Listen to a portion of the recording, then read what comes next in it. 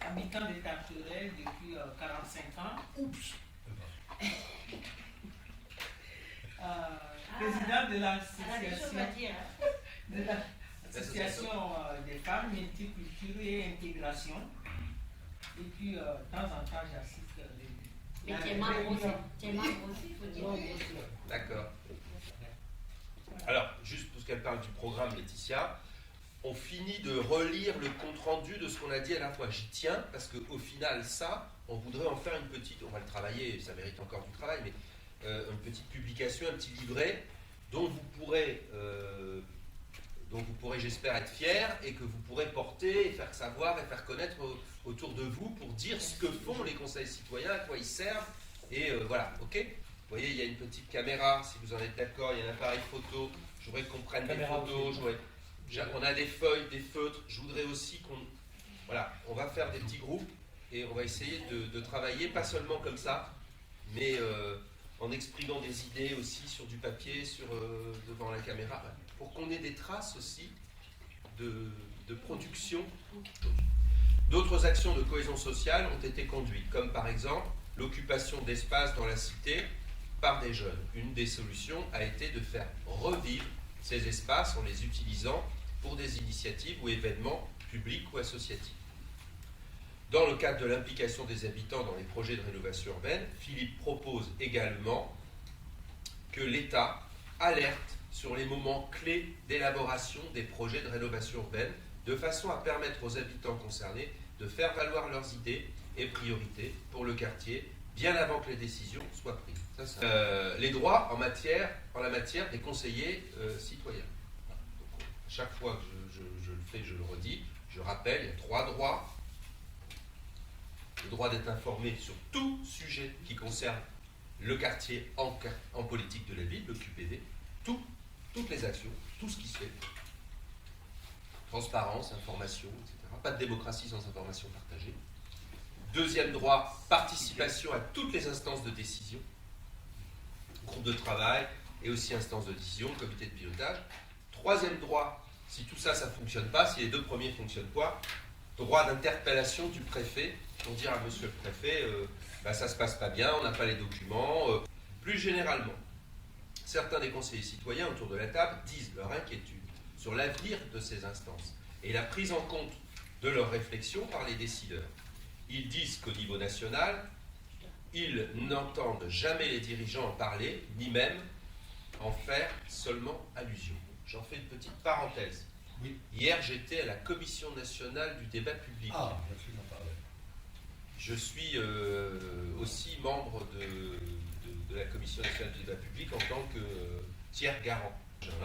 Et la CNDP vient de publier un rapport. C'est la directrice, c'est la vice-présidente Hilaria Casillo qui a mené ce travail. Ils viennent de publier un rapport. Je vais le mettre en lien ici dans le compte-rendu, comme ça vous pourrez. Mais il est sur la clé, là. Bon, c'est notre ami qui l'a récupéré. Bon, super. Alors, non, mais ça serait bien que... Eh ben, on va le présenter. Ouais. Mais alors, ils ont fait un rapport sur les conseils citoyens et il y a une synthèse de quelques propositions, notamment dans ce rapport. Voilà. Et, tenez-vous bien, d'abord on leur a dit à la Commission nationale, vous n'en parlez pas, il est fait depuis 6 mois, hein. Oui. Vous n'en parlez pas tant que l'État ne vous a pas reçu officiellement, etc. Donc ils ont été reçus par Julien de Normandie, qui est le ministre en charge de la ville aujourd'hui. On a bien senti que ça, je vous dis texto ce qu'elle m'a dit, on a bien senti que ça ne les intéressait pas. Et qu'ils pensent que les ministres... Ah oui, à qui on a présenté. Ils ont présenté un rapport. Ça ne les intéresse pas. Ils ne s'intéressent pas. Eux, ils pensent que ça ne sert pas à grand-chose, en fait. Et je lui dis, c'est marrant parce que... Enfin, c'est marrant, non, c'est pas marrant. Mais je lui disais, moi, ce que je vois, toute la littérature que j'ai pu lire du gouvernement actuel sur la politique de la ville, à aucun moment, je n'ai vu le mot conseil citoyen apparaître, et à aucun moment, dans les discours, cette idée de faire avec les habitants et pas seulement pour eux est mis en avant. Donc, c'est vrai que c'est inquiétant. Petite seconde, pas loin que samedi dernier, donc il y avait les vœux du maire de Corbeil-Essonnes, le discours avec les vidéos, tout ça. Il a cité dans un moment de fin du conseil de quartier. Et pas un mot du conseil citoyen. Voilà. Le, Alors. le triangle, c'est habitants, professionnels de la politique de la ville et les élus. Voilà. Oui. Et si ça marche pas ensemble, hein, si le mouvement n'est pas synchrone, Ah, je sais où Alors, il y je a réponds Je ne dis pas qu'ils sont très très bons, hein. Ils ont une forme de responsabilité, mais non. non, mais on s'accuse personne. On dit le triangle doit marcher. C'est ça. Bon, Il n'y a pas. Bon. je suis invité lundi prochain pour un débat national. Ouais. Donc, avec deux présidents d'associations. D'accord. Si j'ai la parole, je transmets le message. Si j'ai pas la parole, je ne sais pas comment ça va se passer. Il faut qu'on la préparer la parole. Préparer la parole. Il faut qu'on prépare un texte ensemble. Oui. Le conseil de Grigny, donc voilà, il nous disait un certain nombre de choses. Ils ne sont pas là, mais j'en fais une lecture rapide.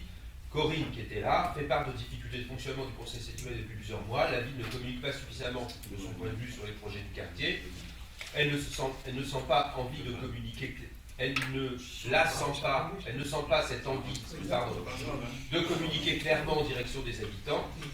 Corinne nous dit qu'elle s'est mobilisée ce matin, c'était il y a 15 jours, pour cette réunion du réseau, car les comptes rendus des réunions précédentes qu'elle a reçues étaient très intéressantes pour elle. Elle dit, bah voilà, je me suis dit, tiens, ils disent des choses intéressantes là-dedans, ça peut être utile de venir. En fait, la ville de Corbeil est née au quartier du Darteret. Ça, j'ai appris quelque chose. Il y a 14 000 ans. Hein. On avait pris des photos la dernière fois aussi. Pierre insiste sur la communication du conseil citoyen. À ses yeux, elle est essentielle. 15 000 habitants, Tarteret. Alors, c'est pas au Tarteret, c'est sur les 4 QPV. Nous avons créé un site qui est accessible à tous, mesdames, messieurs. Ok ? On y retrouve les textes fondateurs, mais aussi également les réponses aux questions. À quoi sert le conseil citoyen ? Qu'est-ce qu'on y fait? Le conseil citoyen fait ses remarques sur le projet de rénovation urbaine, protocole de préfiguration qui a été déjà signé. C'est-à-dire qu'il y a un engagement de la mairie de dire on veut s'inscrire dans la rénovation urbaine et voilà les grandes idées, c'est ça le protocole en fait. Le protocole de préfiguration, comme son nom l'indique, c'est une préfiguration, c'est pas le projet définitif. Donc il y a encore des marges de manœuvre quand on est dans cette période-là pour pouvoir dire ce qu'on veut, ce que vous voudriez, ce qui vous paraît très pertinent de faire dans ce quartier. Okay, en proposant que l'on crée un véritable cœur de quartier, donc ce que vous avez proposé, que nous disiez à la fin de la main, avec des services, des commerces, à conforter, à renforcer, tout en l'ouvrant sur le reste de la ville. Mais ces propositions ne sont pas retenues par la ville et ses partenaires jusqu'à aujourd'hui. Je le fais avec un autre conseil citoyen dans le 93, dans le 9-3. Ils sont invités à la conférence intercommunale du logement, qui a été créée, c'est obligatoire quand on est en rénovation urbaine, et ils ont fait plein de propositions et ils siègent. Il faut obtenir ça ici. Je vous dis, conférence intercommunale du logement. Il faut que vous obteniez ça ici, mais vraiment. Parce que nous, moi j'ai évoqué la question concernant les conseils citoyens et les conseils des quartiers, qui est des choses différentes sur la ville, par exemple, des Corbeilles. Oui, c'est deux choses Voilà, différentes. c'est des choses différentes. Et moi, j'ai constaté que ça posait problème de fonctionnement. Parce que vous avez des conseils et souvent, nous, on a eu du mal à mobiliser les gens sur le conseil citoyen. Parce que les gens, ils ne comprenaient pas. Il y a déjà le conseil des quartiers, vous me parlez de conseil citoyen et ils mélangent. Je pense que politique de la ville élue, ça c'est leur problème. Je veux dire, par contre, le triangle, la branche conseil citoyen élu, elle ne marche pas. Elle est coupée. Enfin, je parle de Corbeil, elle est coupée. Donc, on en a parlé à plusieurs reprises. Et ce qu'on a pensé l'autre jour, c'est il faut qu'on rétablisse ce lien. Et donc, on va demander un rendez-vous à l'élu principal, qui est le maire, qui est la personne qui dirige vraiment la municipalité, et on va lui faire un certain nombre de propositions pour retrouver de l'harmonie dans ce fonctionnement. Et ça, c'est un des sujets sur lesquels... Alors, il faut qu'on y réfléchisse, parce qu'on ne va pas se pointer comme ça. Il faut mettre du scotch, hein, bien entendu.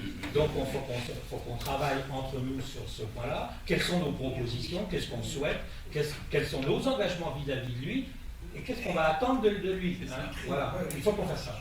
Établisse Moi, je vais reprendre le terme de nos amis des Brésilien, qu'on établisse une charte. Un rapport de confiance aussi. Un rapport de confiance. Pardon, parce qu'en fait, on n'est pas un parti d'opposition, il faut le comprendre. On n'est même pas un parti du tout. On n'est pas un parti du tout. En fait, l'idée, c'est juste de travailler en co-construction pour l'intérêt de notre ville. Un public plutôt jeune, je pense, faciliterait justement l'émergement de ce qu'on va apporter.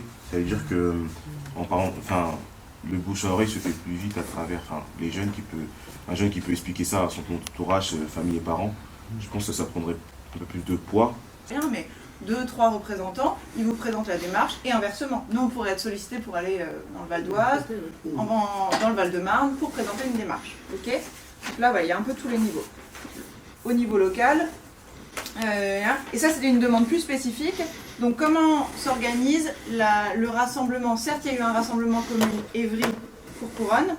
C'est ça, oui. Évry-Courcouronnes. Comment on organise la rencontre entre les espaces de participation au niveau Évry et au niveau de Courcouronnes? Confiance et connaissance avec les autres acteurs. Donc ça, vous avez dit, voilà, vous voulez apprendre à parler aux élus, les rencontrer, se présenter. Mais l'objectif, c'est quoi? C'est de créer de la confiance et de la connaissance réciproque. Voilà, pour que vous nous connaissiez, pour qu'on se connaisse et pour qu'on ait confiance les uns en les autres et qu'on apprenne à travailler ensemble, ou à penser ensemble, ou à co-construire ensemble, voilà, il faut que nous, on soit formés et après, ça créera ça. Donc le respect, pareil, on en a déjà parlé. Intergénérationnel. Ça, c'est une problématique qui est assez commune au Conseil citoyen, la difficulté à rassembler des générations différentes. Parce qu'on se met sur certaines contraintes. Alors, et vraiment, c'est symptomatique. Le samedi matin, 9h30, les jeunes, ils vont plutôt arriver vers 11h. Donc ça met des contraintes. Il faut qu'on se dise quelque chose qui rassemble tout le monde. Juste pour tout petit témoignage, moi, j'ai mis en place 17 comités de jeunes, Conseil citoyen à Mayotte, d'accord. Et au fur et à mesure, on a glissé pour certains, pas pour tous, vers le Conseil citoyen, puisque la loi arrivait, et on a glissé.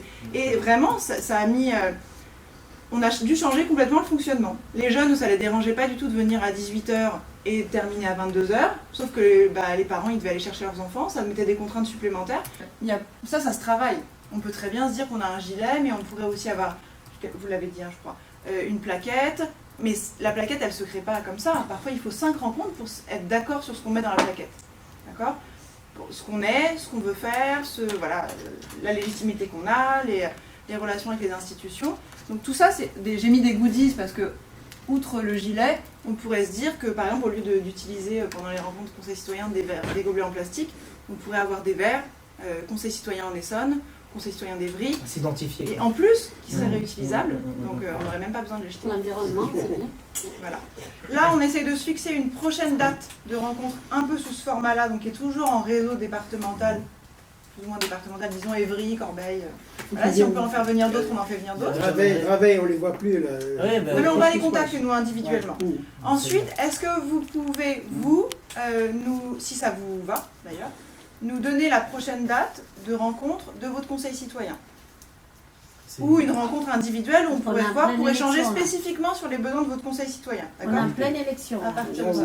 Oui, ils sont en train de se renouveler.